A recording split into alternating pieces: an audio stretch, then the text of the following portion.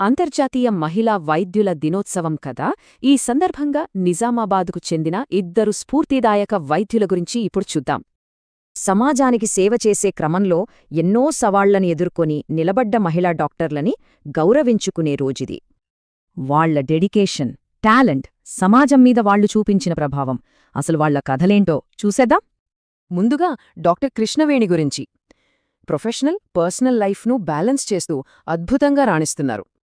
ఈజేహెచ్ wellness సెంటర్కి ఆమె incharge. అక్కడ తన ఫ్రెండ్లీ అప్రోచ్తో అందరి మనసులు గెలుచుకున్నారు. అంతేకాదు, సమాజంలో ఒక వర్గానికి ఆమె చేస్తున్న సేవ చాలా ప్రత్యేకం. గడిచిన 8 ఏళ్లుగా పెద్దవాళ్లకి ఎంతో ప్రేమతో వైద్యం అందిస్తున్నారు. నిజంగా ఇది చాలా గొప్ప విషయం. ఇక రెండో వ్యక్తి డాక్టర్ అజ్మత్ ఉన్నీసా. ఆమె జర్నీ మొత్తం ప్రతిభ, అంకితభావంతో నిండిపోయింది.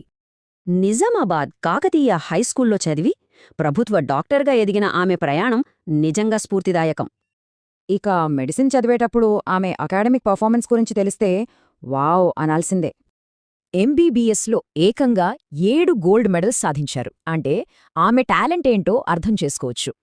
చదువు అవ్వగానే ప్రజాసేవే లక్ష్యంగా పెట్టుకుని వెంటనే ప్రభుత్వ ఆస్పత్రుల్లో చేరిపోయారు. చూశార్గా, దారులు వేరైనా ఈ ఇద్దరు డాక్టర్ల లక్ష్యం మాత్రం ఒక్కటే: అంకితభావంతో సేవ చేయడం. ఒకరు లీడర్షిప్, బ్యాలెన్స్తో స్ఫూర్తినిస్తే, మరొకరు తన ప్రతిభ, డెడికేషన్తో ఆదర్శంగా నిలిచారు.